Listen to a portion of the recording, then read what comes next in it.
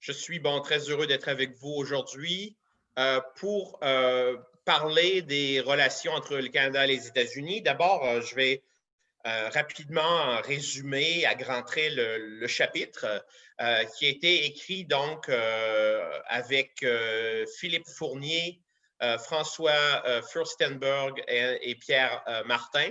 Donc, c'est un groupe d'auteurs francophones, même si on a écrit notre chapitre en anglais. C'est souvent plus facile quand on écrit au sujet des États-Unis. Donc, le chapitre traite la question des relations entre le Canada et les États-Unis en mettant l'accent sur la politique intérieure américaine et son impact sur les relations entre le Canada et les États-Unis. Ce n'est pas vraiment surprenant parce qu'aucun des co-auteurs du chapitre n'est vraiment un spécialiste des relations étrangères. On fait soit de la politique comparée ou on travaille sur les États-Unis ou les deux, le Canada et les États-Unis, mais on a réussi, je pense, à montrer donc l'impact des changements survenus sous la présidence Trump en matière de politique intérieure américaine et comment ceux-ci ont affecté la relation entre le Canada et les États-Unis. Et aussi, qu'est-ce qu'on peut apprendre de l'expérience américaine au cours des années Trump. On a écrit le chapitre avant les élections qui se sont déroulées donc un peu plus tôt au début du mois de novembre et on va devoir mettre le chapitre à jour plus tard. Et donc, dans le chapitre, on se concentre sur les années Trump. Mais aujourd'hui, ce que je vais faire, je résume un peu le chapitre et ensuite, je vais passer à une discussion de ce qui pourrait survenir en matière de relations bilatérales, donc entre le Canada et les États-Unis sous une présidence Biden. Parce que oui, malgré ce que Trump peut dire, Biden a remporté l'élection présidentielle. So let's summarize some of the broad themes of the chapter itself very, very quickly. A key issue we talk about in terms of domestic politics in the U.S. Is the growing social inequality related to economic factors, tax policies, and limitations in healthcare coverage. We see actually the impact of these inequalities when we look at the ongoing COVID-19 crisis. And this is, I think, important to understand what's happening in Canada, where inequalities are also broadly featured in the debate about COVID-19, but universal access to healthcare, I think, makes quite a big difference when you compare the ongoing situation in both countries. And that's something we stress in our chapter. Now, another important thing that's central to the Trump presidency is what we define as a lack of domestic and international leadership, or a decline of both domestic and international leadership on the part of the presidency. Trump's style, mercurial style to say the least, and institutional dysfunctions have really created major issues, both domestically within the United States and in international relations. We know how Trump has treated many of the traditional US allies, including Canada, often with contempt, sometimes imposing trade sanctions, or criticizing NATO and withdrawing from the Paris Agreement and so forth. So certainly Trump has created a lot of uncertainty in both domestic and international affairs, and has certainly hurt the reputation of the United States in many countries all over the world, including here in Canada. And that directly affects our relationship with the United States.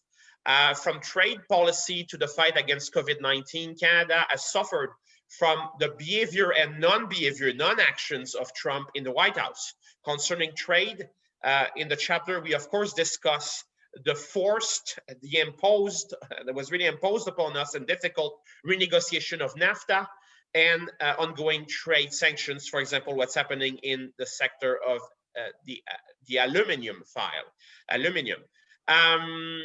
And of course, when we talk about COVID-19, finally, we know what happened regarding the relationship between Trump and the World Health Organization, the ongoing discussion about the Canada-US border, and also issues of Canada buying equipment, protective equipments in the United States, and some of the reversals we face in that area. So overall, our overview of Canada-US relations under Trump is pretty bleak. And I speak on the behalf of my co-authors here. I think most of us, or all of us, are welcoming the prospect of a Biden administration. At the same time, it's important to understand that there are a lot of different issues going on here. First of all, the president is not the US government as a whole, with checks and balances. Obviously, what's happening in Congress is very important. Right now, we don't know who will control the Senate. We have two runoff elections in Georgia in early January, and that will be crucial to really decide who will control the Senate. And I think it will be dangerous here to believe that the shift from Trump to Biden will change everything in Canada-US relations and will eliminate all the ongoing issues that we face. We had issues, trade issues, and other foreign policy issues with the US before the crisis, before the COVID crisis, and before the Trump presidency, and we will have more moving forward.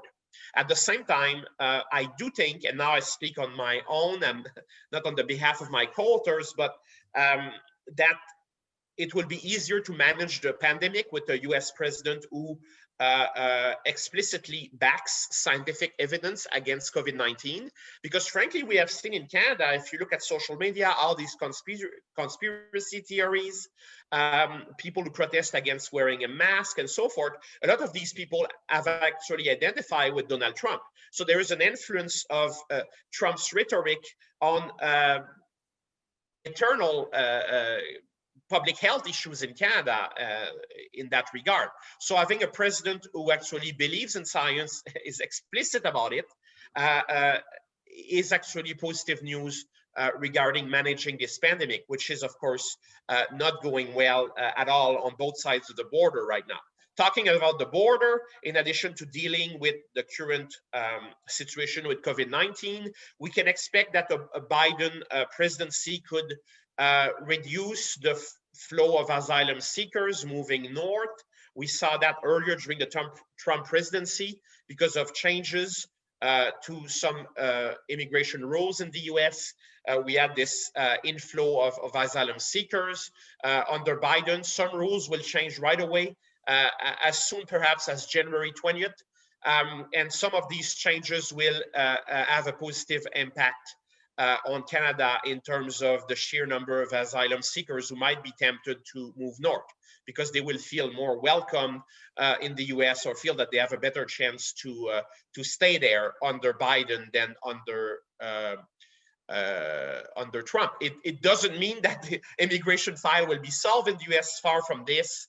It's still an ongoing debate. We have been debating, Americans have been debating immigration reform for several decades now. And it's unlikely, considering the balance of power in Congress, even if Democrats can get a very slight majority in the Senate, that this issue will be solved anytime soon. But we can see some improvement here. Another key issue, I think, in terms of Canada-US relations that will directly affect us in Canada concerns climate change. Here too, and more than I think even in the area of immigration policy, we are likely to see a major shift as far as presidential behavior and discourse is concerned. Some people are a bit nervous about what will happen, or very nervous about what will happen with Keystone XL, for example, because there is a presidential permit that was granted under Trump in 2017 about it. You know, I'm not as nervous about it as others, because the presidential permit was necessary to build a part of the pipeline that's already completed, and it's not sure that Biden will prioritize this file of Keystone XL at this point.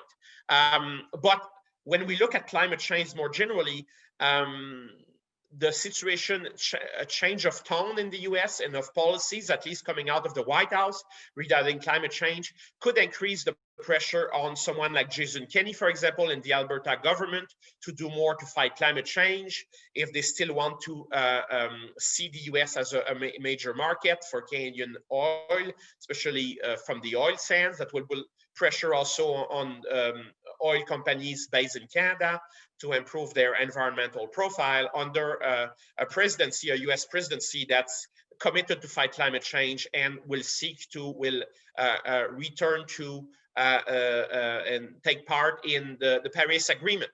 I could mention other issues. In terms of trade, the good news is that Joe Biden said that the USMCA, the new trade agreement between Mexico, Canada, and the United States, is something that he likes, and he's unlikely to rock the boat like Trump did during his presidency. And that was a very, very difficult moment for Canada, a lot of uncertainty for Mexico as well. And I don't think that Biden will try to reopen that agreement, which is good news. There will be more certainty, I think, in terms of trade relations under Biden than under Trump regarding Canada-US relations and beyond.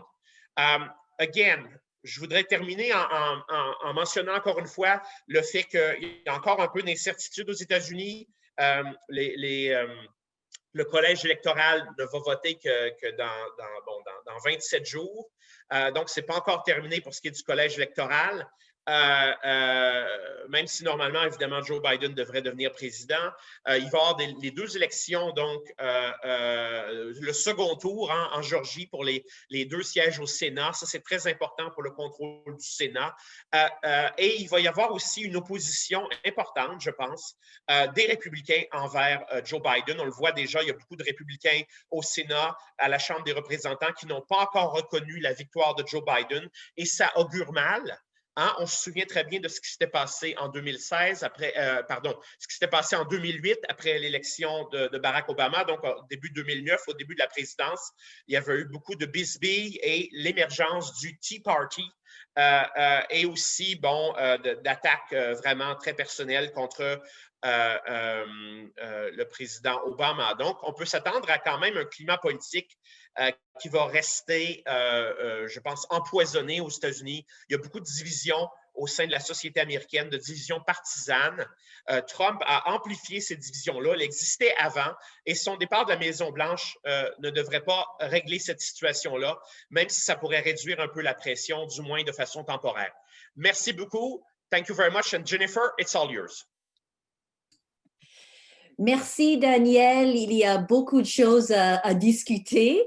Je vais changer un peu le sujet. Le titre de notre chapitre était « Global Governance après COVID-19 ». Pas très original, mais ça, c'était le titre. Et je vais commencer avec les membres de mon groupe. C'était Jean-Philippe Terrien, TV Paul, Vincent Pouliot, Frédéric Mérin et moi. Et alors, on a commencé notre chapitre avec un thought experiment. And we asked ourselves, what if in January 2020, a global cooperative mechanism to contain the spread of COVID-19 had been available? What if after a determination by the WHO that there was a risk of a pandemic and a directive from the WHO that all governments should activate procedures for a coordinated response, the ICAO, which is based here in Montreal, had grounded all aircraft and restricted international travel. Once we start to reflect on why this didn't happen, we also understand the complexities and challenges of global governance that we talked about in our essay. We'd start by observing that the ICAO doesn't have the authority to shut down international air travel. And we'd realize there is no joint crisis mechanism between that body and the WHO. And we'd also have to accept that the WHO's power to direct sovereign states to act on its international health regulations, which are designed to serve as an early warning tool, that capacity is heavily constrained. We'd also observe that the G20, the body that mobilized so well to address our last big crisis, the 2008 financial crisis, was also constrained. its members promised to inject in the spring of 2020, 5 trillion into the global economy to cushion the impact of COVID. But mainly to date, national action has dwarfed efforts in international cooperation. And we'd have to admit that the Security Council, despite actively and decisively addressing the Ebola crisis in 2014, didn't even manage to put the issue of COVID-19 on its agenda in the spring of 2020. It was incapable for months of even passing a resolution due to the intense rivalry between China and the US, and the US's insistence on calling COVID the Wuhan virus. And finally, I think we'd find that our current global governance architecture, including organizations like the WHO and the Security Council, are frequently instrumentalized by governments that benefit from the lack of public scrutiny and accountability beyond the nation state. So we concluded in our group that the fascinating but also tragic reality of global governance is that we can frequently imagine a technical solution to a problem we've identified, but we can also quickly realize why a solution, to carry this aircraft analogy further, won't fly.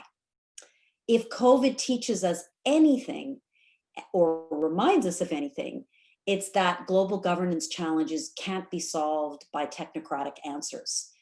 We need to pay attention to the politics of global governance.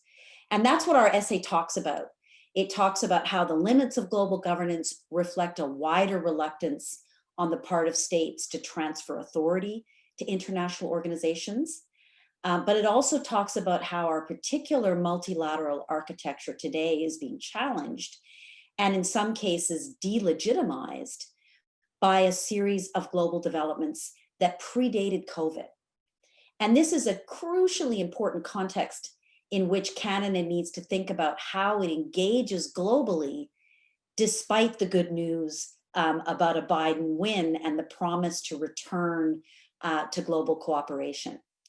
So we argued that in the realm of global governance, COVID has been much less a game changer and more an amplifier, or in some case, revealer of important trends. And these include institutions that are held hostage by geopolitical rivalry, particularly between the US and China, a failure to coordinate policies in timely and effective ways, an inability, to find common solutions to distribute critical goods and resources or to share burdens, especially on climate change, and a lack of accountability for the failure to abide by rules and standards. For example, the standards for the digital age. And we also identify a set of weaknesses in the multilateral system that underpin and extend these larger trends, including the fact that the design of many of our post-1945 institutional organizations fail to reflect the growing power and influence of non-Western states. It also is the case that we've seen a retreat by the US from its position of global leadership, as Daniel talked about, but that this really predated the Trump administration. And finally, we grappled with the fact that values at the global level are not just plural or diverse. Just as in domestic politics, they are also sometimes inherently conflictual, often leading to intense debates and political clashes. So, what to do? Experience shows us that crisis, like the one we continue to live in, can sometimes lead to productive policy change and governance innovation. We've seen this before, particularly in the early post-World War II period. But in other cases, reform and innovation haven't followed episodes of crisis. And in fact, while crises are relatively numerous in the longue durée of history, meaningful transformation of economic, social, and political orders is much less common. And there's two main reasons for this that we talk about in the essay. The first is that it's much easier to generate discontent against an old system than it is to build a clear consensus on a new way forward. And this is why revolutionary moments, like the one we saw, for example, in 1848 in Europe, don't always fulfill their potential. And a second and related explanation that we talked about, which draws on the work of Ron Krebs, is that crisis periods activate and over time can amplify the psychological need for certainty. Even though there's multiple narratives about new policies and approaches flying around, previously hegemonic ideas and paradigms often persist, even when evidence seems to suggest pretty clearly that they're no longer fit for purpose. And this is because people seek out stability and closure. So if rhetorically powerful actors are able to argue for a predictable and recognizable order with only minor tinkering, the opportunity for transformation passes and we don't seize it. So we ask in our essay, will retrenchment or innovation win out? And we sketch out two futures in the essay, one minimalist and one maximalist. These differ in terms of how extensively they seek to reconfigure global governance mechanisms, particularly in the service of enhancing the well-being of populations. The minimalist approach is primarily technocratic and aimed at system maintenance, similar to what we saw in the wake of the financial crisis of 2008. The maximalist approach dares to acknowledge and explicitly work with the politics that underpin global governance. So under the minimalist vision, we might see, for example, an international fiscal stimulus package organized by the G20, further upgrading of the IMF's COVID line of credit, and a greater degree of economic burden sharing within organizations like the European Union. The idea here will be to focus on policy coordination to increase collective capacity, but not really create new rules. Within the health field, we may see some modest reforms of the WHO, as well as new interagency mechanisms for improved early warning on infectious diseases that have pandemic potential. In the domain of peace and security, the UN Security Council might agree under one of its rotating presidencies to hold a meaningful debate on infectious disease as a threat to international peace and security. And a special funding stream to support COVID treatments in refugee camps, for example, might be initiated and managed by UNHCR. And finally, in terms of the US-China relationship, and Canada might hope and work for this, we might find that quiet diplomacy results in the creation of specific hotlines or crisis management tools, not unlike those that we saw develop between Washington and Moscow during the Cold War following the Cuban Missile Crisis. These efforts might manage rivalry between these two great powers and prevent disputes from escalating into military confrontation. So the minimalist vision, and I see a lot of this in discussion of actors like Canada and others, is essentially a concerted effort in patch and repair. It would attempt to put the brakes on further deterioration of international cooperation. But it would operate on the assumption that the underlying political and economic paradigm that has underpinned global governance over the past few decades is still appropriate and legitimate. It simply needs renewed commitment, more creative policy options, and a willingness to implement. So what about the maximalist vision?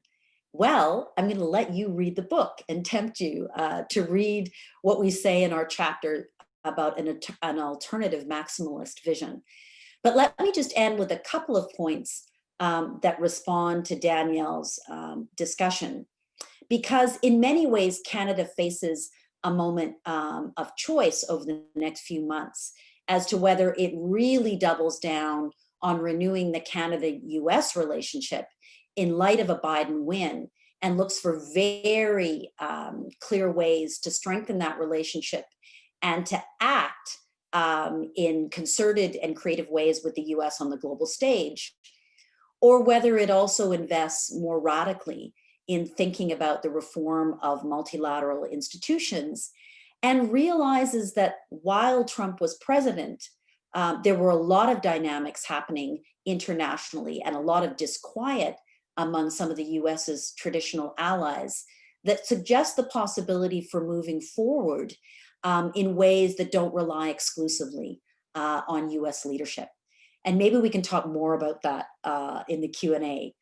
But I will stop there. Merci à tous and wait for Ben to comment on our discussions of Canada-US relations and global governance after COVID-19.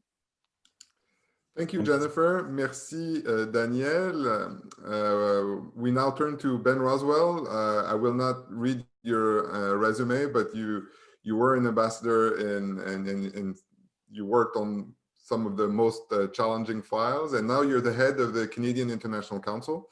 So tell us what you think. Does that make sense to you or not? Merci énormément pour l'occasion de lire ces deux articles très intéressants, de participer dans la discussion aujourd'hui et de continuer mon association avec des institutions que je valorise beaucoup, qui font une contribution importante au débat sur la politique étrangère. Le CERIUM, dont je suis membre très fier depuis quelques années, et le Centre McGill, avec lequel nous avons eu beaucoup de collaboration. Je crois que cette discussion vient à un moment très important dans la politique étrangère du Canada parce que nous sommes dans un moment d'opportunité et ces opportunités sont très rares dans les relations bilatérales Canada-US et aussi dans la gouvernance mondiale. Alors, c'est un moment de prendre conscience des opportunités qui se présentent pour l'action canadienne et de suggérer des idées. Parce que pour répondre à Daniel, dans le monde de la pratique des relations internationales, nous avons toujours besoin des idées. Même si les diplomates se pensent, ils sont des experts et ils pensent qu'ils ont toujours les idées. Lorsqu'il y a une crise, il y a toujours un besoin de mettre quelque chose de concret devant un premier ministre ou un ministre. J'ai déjà été dans cette situation à plusieurs reprises.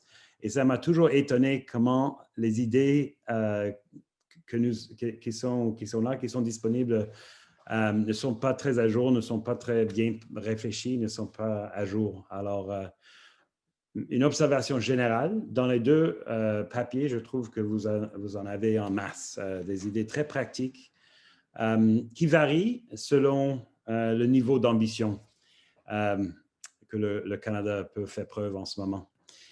C'est un moment important, évidemment, pour le changement de pouvoir à Washington. Alors, la position avec le plus de pouvoir dans tout le monde, le président des États-Unis, change de façon radicale d'une personne qui a amené une attitude dévastateur, destructrice, non seulement aux gouvernances globales, mais même à son propre pays, aux institutions même de la démocratie.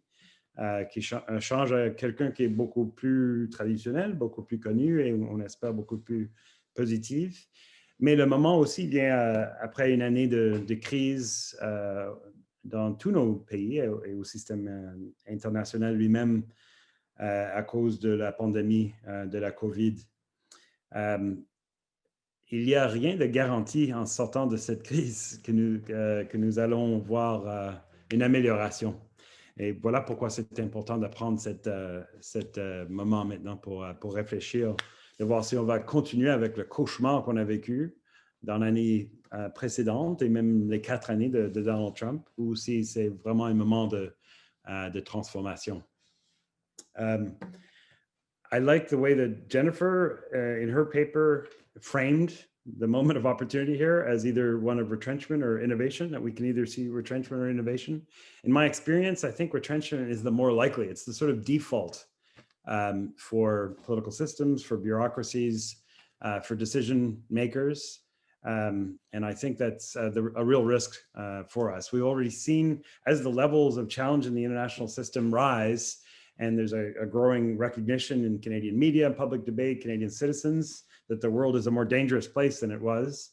A natural counterpart of that reaction is kind of despair and turning inwards. And that's something I think we need to fight against, it takes a lot more courage to translate the stress from what's happening in the international system and channel into something positive. Now, stress, I use stress as the concept here because we're feeling a tremendous amount of stress after a terrible year of COVID and 4 years of Donald Trump. It's important that we channel that stress not to that inward looking, but into action. Stress can be something positive that actually allows us to focus and to spring forward. So if I can now turn to the two papers to pick out where some of those most promising opportunities are. I'll start with the paper by Daniel, Philippe, François, and Pierre on Canada relations. It's presented by Daniel Béland, a very timely paper to examine Canada-US relations after possibly one of the worst chapters in the relationship between our two countries in quite some time. I mean, one hears in the past of episodes where the President of the United States lifted a Canadian Prime Minister by the lapels and shook him over anger at Lester Pearson's criticism of the Vietnam War, but that seems to pale in comparison with the way that Canada has been treated under the United States. And I really do think that this bears reflection. This has not been at all a normal period in the bilateral relationship. And while the changing of power in Washington comes as a tremendous relief, the fact that we lived through the 4 years that we just had bears some serious reflection, because if there's any chance that we're going to see this again, alarm bells should be ringing. To be declared a national security threat to the United States as an excuse for the resolution of a trade of a trade irritant, a trade dispute, to have such personal insults fly on such regularity. We've gotten used to that just being Donald Trump's style, but it really has been unacceptable a way for the United States to treat its most loyal and most reliable partner. Now, I think the paper points out very well and very accurately that in fact Canada has managed bilateral issues quite successfully over these past 4 years. It's really actually pretty remarkable how the level of threat that we've faced, whether it's in our trade relations on any number of issues, climate change, migration, the successful steering through of that, the fact that there hasn't been as much of a material damage done to the bilateral relationship, I think is testament to the talent, I think, that Canada has demonstrated in managing that relationship. And the paper does point to some elements of that. I think that focus on civil society and alternate sources of power, not just the presidency, has been a hallmark of Canadian diplomacy in bilateral relations for quite some time. Something that's been particularly notable in these last few years is the degree of coordination between Canadian actors of different levels, different political parties, different and government and non-governmental actors, the sort of full court press that Canada was able to leverage for the renegotiation of NAFTA, for example, is actually quite new and quite surprising and something to be celebrated. As we're looking forward to the years to come, the paper does a good job, I think, of framing some of the issues. It occurs to me some things will change and some will not. Some of the things that we hope and I think can expect to change is there won't be a deliberate attempt in the White House to sabotage the relationship for the pure pleasure of just seeing the pain that it inflicts on Canadians. That we hope will be a thing of the past with Trump passing. There are also some exciting opportunities. The ambition that the incoming Biden administration brings on climate change, I think helps Canada escape what is always going to be a really difficult trade-off for us. If we have to choose between our economy and the environment because of the United States going off in a different direction, that places us in a terrible situation. So to have an administration coming in with some positive ideas about that, I think is quite helpful. A few things that won't change. There will definitely be ongoing disputes and challenges for that coordination. The paper lays out several of them. The growing divergence of values is going to survive the departure of Donald Trump, and I think the full implications of that have yet to be felt. We will continue to find it hard to get noticed. I mean, as we've lived through these 4 years of a nightmare and have a long list of things that we want to do to get back together. Every single country in the world has lived through a nightmare in its bilateral relationship, with the possible exception of Netanyahu's Israel. I think the whole world has been suffering. And they will all be knocking at Joe Biden's door to try and seek redress. And so we're going to find there'll be no shortage of times in which we feel that the United States owes us something and we're just not able to get their attention. I think the one area where I didn't pick this up in the paper as much, but I do think it really bears some reflection, is that even with a different president in the White House, the United States has been fundamentally weakened by the leadership of Donald Trump. The paper does refer to the lack of domestic leadership as well as its sort of withdrawal from international leadership, but the sabotage that has happened over the last 4 years will have some lasting effects. First of all, in the ongoing division, we see that in the election results. I mean, this is a country that is extremely and deeply polarized. There's no country in the world that can sustain that level of polarization and still project power confidently. It's if you're constantly dealing with the degree of rancor and division at home, that's going to affect the strength. But the institutions themselves have been so badly damaged. Just think of the respect of the Supreme Court. I mean, I studied in the United States in the 1980s and 1990s, and the idea that the Supreme Court was above everything. It's the embodiment of the rule of law, the Constitution. Now it's a sort of a cheap political bauble that's fought over between the two parties, with Democrat justice and Republican justices being the perception that it's been highly politicized. That will take years, maybe decades, for that one institution to regain its stature and its effectiveness in the American system, and that's only one of dozens that has been damaged. On the international stage, it's easier to lose power than it is to rebuild it. The United States is not going to be able to walk back into multilateral institutions and just say, we're back, kind of like Justin Trudeau in 2015. You can imagine Joe Biden doing that in the halls of the General Assembly. Like, the United States is back. I think we found out the hard way that coming back is actually a lot more difficult than it seems. And other countries have changed their calculus of power, and they've moved on. And then the other point I think I would add to this paper is that there's a political decay that's happened in the United States that will have a direct impact on Canada in the long term, and it should be a more explicit and fundamental concern of ours. The American political system is deeply, deeply dysfunctional. It's creating weakness for the United States, but it also has a risk of spreading to Canada. And I think that risk endures beyond the 2020 election. The Trudeau government has been extremely careful not to get involved or to say anything on US politics. And I do think that that's a luxury that we're not going to be able to afford for much longer. There are things that a fellow liberal democracy of our stature and our credibility can do to help reinforce political consolidation, the consolidation of democracy in the United States, the repair that needs to be done. There's a power that comes with our voice, especially in an age of disinformation, where we can call things out along with other liberal democracies.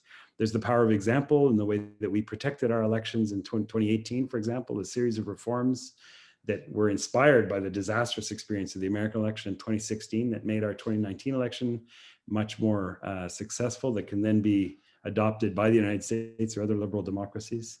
And I do believe that a sharing of best practices on the protection of our democracies in this period of shared challenges with digital communications, transforming politics and polarization, hostile actors trying to sow divisions in democratic societies, that we should be making that a more explicit dimension of bilateral cooperation between the United States and Canada. Turning to the paper by Jennifer Frédéric Vincent TV and Jean-Philippe on global governance. It's a kind of paper that I've been waiting to read and was really pleased to see it coming out in print. This very timely reflection on how the pandemic has revealed some of the dangerous decay in international cooperation and global governance, and some very practical suggestions of what to do about it. I really like the focus on the structure of world power how that has evolved over time and been made more evident by the way that the crisis of COVID has exposed some real weaknesses in the evolving international system. I think the observation that the power is shifting from the United States to China, I would have a different way of characterizing it. It appears to me that nation states in general are losing power, and their ability to drive international outcomes might be experienced by China as much as by the United States. I think the more relevant change is actually not so much in the changing amount of power, so less for the United States and more for China, but changing ways in which both of those superpowers apply their power to their foreign policies. Both of them turning away from the habits of collaboration and cooperation that characterize the rules-based international order, and projecting their power unilaterally and engaging in competition, both of which are damaging for a country like Canada that depends on that collaboration. One thing I really appreciated about the paper by Jennifer et al. Is the sense of optimism that something could be done about something as big as the structure of geopolitics, and the way that they divide that into a few minimalist vision of a few practical things that could be done that don't confront the fundamental power imbalances. And then a maximalist position is extremely helpful. The minimalist ones strike me as eminently doable and implementable. So the international fiscal stimulus package, the ministerial conference of the WTO to ensure that protectionism or to exempt medical supplies from the emerging protectionism. These all seem to be eminently doable, and ones that I certainly hope former colleagues of mine in Ottawa are taking to heart. Improved early warning on infectious disease, plans for an equitable distribution of the COVID vaccine. And then the one I really love was that the Security Council should have a debate about infectious disease as a threat to international peace and security. Certainly killed way more people than all terrorist attacks in the history of mankind combined. And perhaps we should be leveraging the full mechanisms of international peace and security to combat COVID in that way. But I also think the maximalist vision that Jennifer and her fellow authors lays out merits some very, very close attention by people in government in Ottawa and elsewhere. It does seem difficult to imagine change on the scale that's being described here, but anytime change on this scale has occurred, it has also come as a surprise. I think of the creation of NATO in the 1940s, where emerging from the devastation, the exhaustion of World War II, there was an incredible amount of innovation in breaking of long-held norms of state sovereignty and pooling of forces. But there are two ingredients that have been observable when the world has mustered that level of ambition and innovation, and perhaps that's where we need to focus our efforts first. The second is that you're not going to be able to do it on a consensus basis with all 195 countries of the world. There is a sort of default to focusing on the global level in Canada's approach to multilateralism, which has to be done for certain things, the climate, COVID, yes. I mean, if you're not dealing with the entire world, you're not getting anywhere. But the depth of collaboration that we need, the pooling of sovereignty that's required for effective responses to all kinds of other issues, can only be done by a limited set of countries. And I think we need to start focusing on fellow liberal democracies as our preferred partners as we're trying to achieve the transformation of the international system. And the second is to jump on, seize any opportunities for profound change whenever they come. The election of Joe Biden is one of those opportunities. You've got an openly multilateralist president coming to power after 4 years of destruction in international peace and security.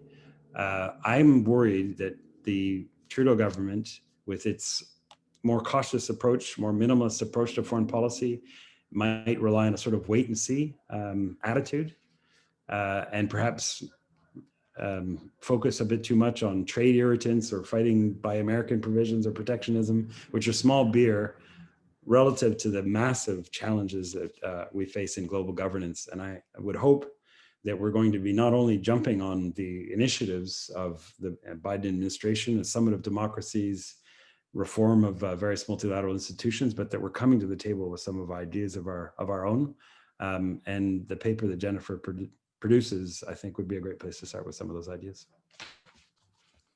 Merci beaucoup, Ben Rowswell. Il nous reste 10 ou 15 minutes pour la discussion, comme prévu.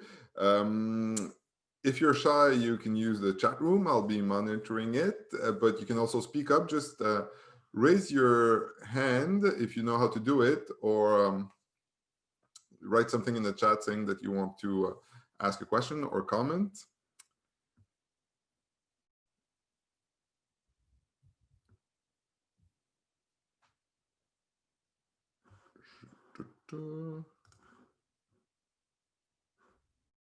Évidemment, si vous avez une question, je vous demanderai à ce moment-là de rallumer votre micro. Okay, so while people are thinking about their questions, I'll ask my own. I do see a potential for disagreement between Ben and Jennifer's piece, which I was part of, which is the issue of whether we should work mostly with liberal democracies or not. So I'm wondering, and also Daniel, you may want to comment on that, based on the experience of the past 4 years. I mean, the US was still a liberal democracy, but the US president was not a liberal Democrat.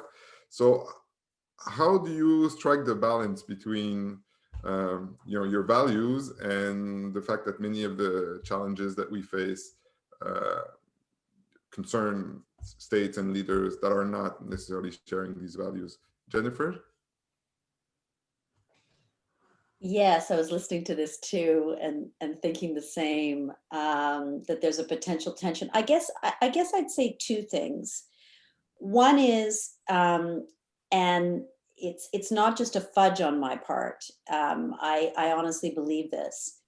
In a sense, we are going to need to do both, because if it is true, and we didn't really talk about this so much in our essay, although we touched on it,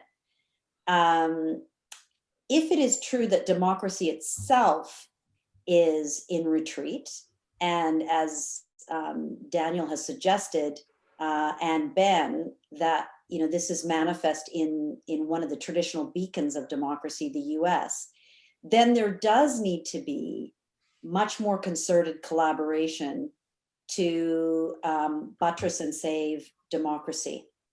And I guess my only comment about that would be that I think we need to do two things as we engage in that. One is we have to think of this as being beyond a transatlantic exercise.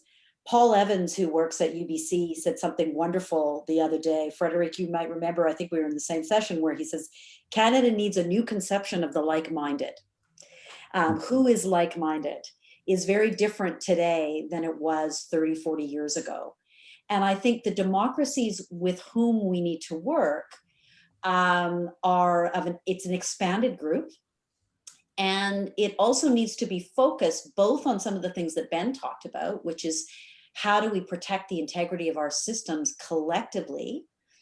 But it also needs to be done with huge humility, and not in the spirit of democracy promotion as per the George W. Bush era.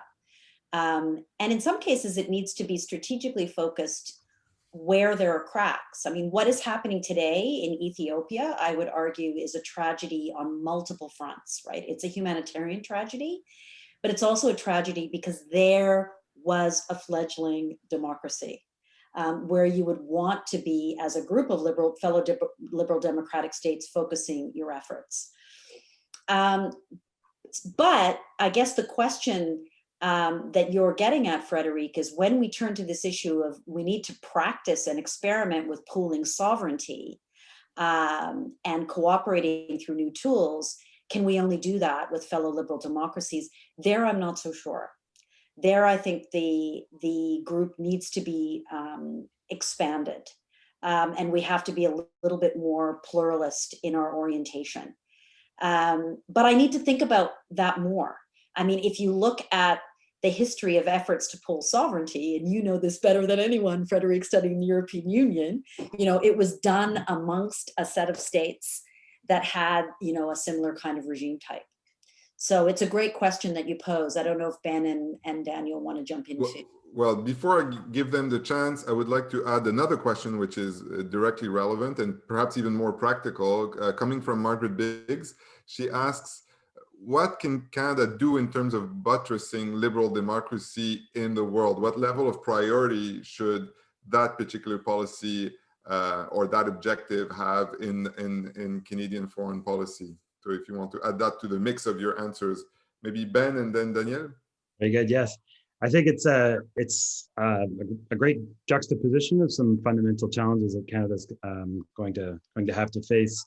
I would say that the default up until now is a sort of a la carte multilateralism or plurilateralism that will pursue different groupings of countries to advance solutions on different problems. The alliance of multilateralism, I think, it's like an explicit manifestation of that approach. I think that's got some fundamental limits in the degree, in the depth of collaboration and pooling of sovereignty that we require. I argue for a focus on liberal democracies, not out of any sort of preference for one style or another, but I don't think we're going to achieve the degree of integration unless we're doing it with countries that have similar political systems and similar protections of individual rights. I certainly agree that it should be well beyond the transatlantic region. It's a sort of historical footnote that liberal democracies happen to be concentrated in Western Europe and North America in the 1940s. And that's why when we had to achieve the degree of integration that we sought in the 1940s and 50s, we did it around that geographic region. That does not apply now.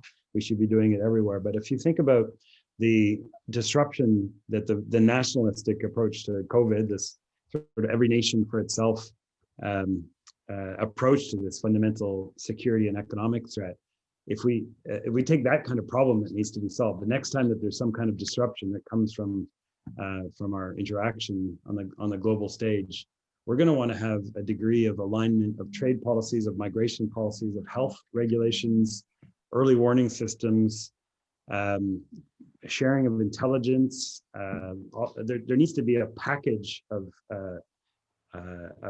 measures in which we're deeply collaborating in advance, so that we know if there are another storm to break out at the international level, that there'll be a safe haven within a smaller group of countries where we can maintain the flow and the deep integration, the trade and investment that's required. And I think that's really only going to be possible among liberal democracies. I would rather that we start a bit in the way that the European Union did. There were 6 countries that had an awful lot in common, and that were able to imagine a much greater level of independence, of integration, of pooling of sovereignty, because of the similarity of their political systems. We need to be imagining a much greater degree of integration, and then working with a small group of countries. And I'm thinking like Germany, France, countries that were perhaps Colombia, others in Latin America. There's a few in Africa. I think Ethiopia was probably too early on in its democratic transition to be the kind of partner that we'd be looking for in this area. And certainly lots of Asian democracies where I think we can work together with them and imagine the degree of integration that's required. Merci. Daniel, veux-tu ajouter quelque chose? Sinon, j'ai une autre question. Ouais, oui, je peux ajouter quelque chose en français, mais on va parler. Je voudrais ajouter une autre dimension. Quand on parle de promouvoir la démocratie, on aurait pu dire il y a quand même 10, 20 ans, on peut utiliser des outils économiques, des sanctions, un peu des avantages économiques qui pourraient favoriser la démocratisation, mais je pense que la montée de la Chine comme grande puissance économique et politique mondiale joue un rôle important, et c'est un peu l'éléphant dans la pièce, là, elephant in the room. Aujourd'hui, on parle des États-Unis, relations avec le Canada, les alliés, on a beaucoup de choses en commun, mais la Chine joue un rôle essentiel et n'a pas absolument aucune arrière-pensée à travailler avec des dictatures, avec des pays qui ne respectent pas les droits humains. Et ça, je pense que c'est un problème, un défi de plus pour le Canada et aussi pour les États-Unis. On a vu la relation entre la Chine et les États-Unis sous Trump qui s'est aussi détériorée, mais aussi en parallèle, la relation entre la Chine et le Canada. Et je pense que c'est une chose, on ne peut pas... C'est beau de parler de démocratie et de travailler avec les gens qui nous ressemblent, mais la Chine c'est la grande puissance économique de la planète maintenant montante et ça continue même s'il y a des problèmes évidemment et c'est un régime autoritaire et il va falloir aussi comment on peut travailler ensemble les démocraties pour je dirais peut-être pas contrôler la Chine mais en tout cas éviter que la Chine ne favorise une expansion de l'autoritarisme sur la planète. Merci. Alors, je voudrais maintenant permettre à Christopher Bourne to ask a question. Christopher. Oui, merci beaucoup. En effet, it actually sort of builds on what Professor Béland was just discussing, which was about the rise of China. And if we look at Donald Trump's foreign policy, where much of it was highly criticized, perhaps his aggressive stance towards China is one space where he wasn't as criticized as on other things, trying to bring together countries to counterbalance it. Clearly, Canada has a lot of foreign policy relationships and problems with China as well. So I'm just sort of wondering if Professor Béland, if you could expand on that and the other panelists' comments as well on this, elephant in the room, dragon in the room. Yeah, dragon, maybe more dragon than elephant. But I would be curious to know what Jennifer thinks about this, and also Ben, as a former diplomat. I don't think he was posted in China in the past, but it's certainly a huge dragon, and it's becoming bigger and bigger. I'm happy to start with a few observations. I think, one of the most interesting developments we've seen that's counter trend is just how bipartisan the consensus in the United States has become on China as the enemy or China's rise. And I think particularly if the Senate is not controlled by the Democrats, there will be a sense in which Biden's room for maneuver with respect to his stance on China, I think, will be very limited. There will be some differences. I think probably in an attempt to treat China as a potential collaborator on some discrete issues will be there.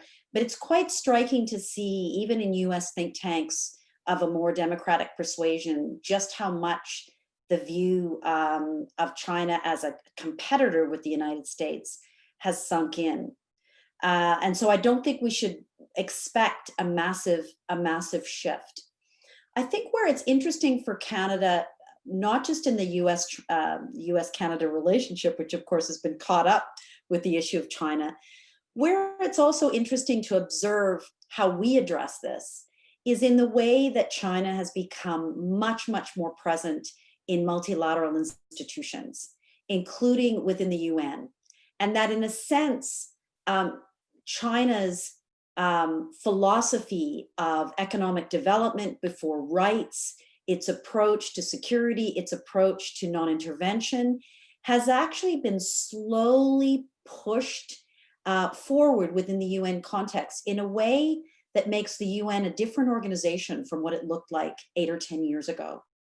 And so should Canada seek to engage either with the US or with other partners more robustly in a multilateral framework, I think it would find that it's encountering China's influence in a variety of ways, even to the extent, just very quickly, that it affects, who's appointed to key positions in the bureaucracy of organizations like the UN. We're going to be faced, we already have been faced, Antonio Guterres faced it in his bid to become Secretary General, as to whether a Chinese national should lead one of the key departments in the UN, either the Department of Peace Operations or another. It already has nationals at the head of many important international organizations. So I'd like to see Canada thinking more about that and the way in which Chinese power is being exercised in different ways. And I'm not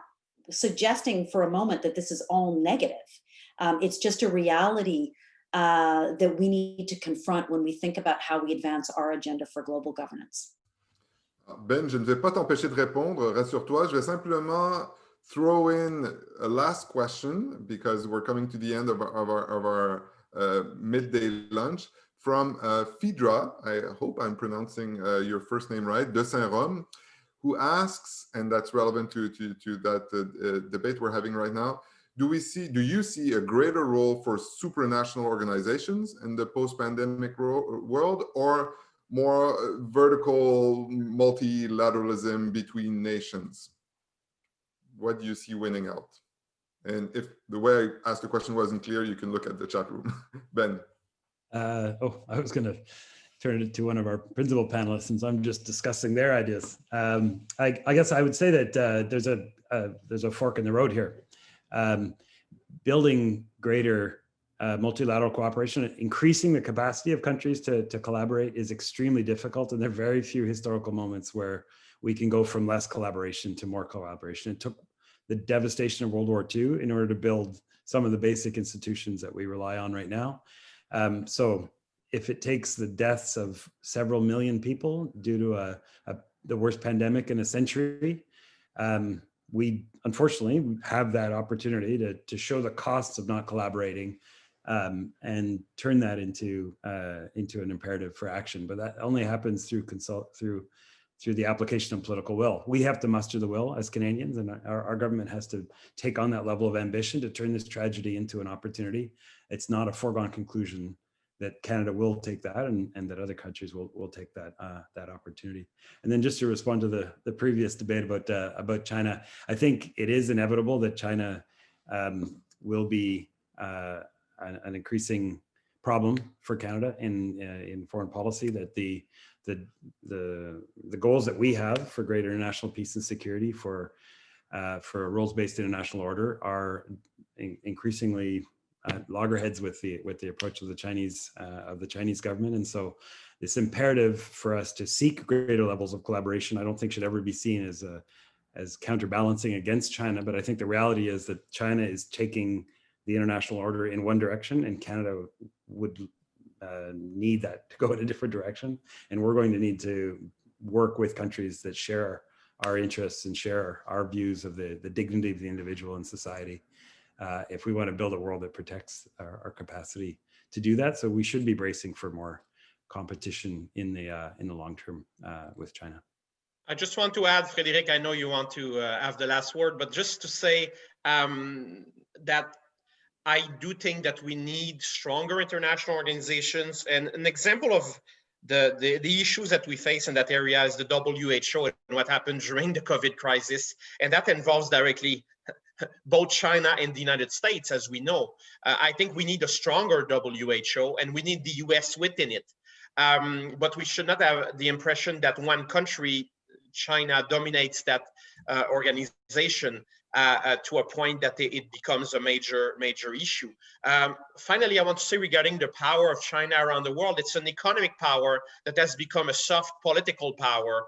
And one thing the Chinese government has done, is go to places where US, Canadian, European investors were not there on the ground really, or countries, large Western countries, are not really thinking about that much. In many places in sub-Saharan Africa, for example, where they have invested a lot of money in exchange for access to natural resources, but also in exchange for soft power that they now use at the UN and within other international organizations. And we have to understand how smart the Chinese economic/diplomatic campaign has been over the last decade. And Canada should take notice of this even more than we have done so far, and put that at the forefront of our agenda, and also paying attention to regions of the world like sub-Saharan Africa, where we need to invest more, not less, investing not just money, but our time and efforts, because this is a growing place in terms of demographics and economically. A place like sub-Saharan Africa or South Asia are really important for the future of the planet. But we have to understand that we're in competition with China here, and that China is way ahead of us in sub-Saharan Africa, for example. So we have to collaborate, but also understand where the competition is, and understand that we are way behind, and we need to make a big effort to catch up.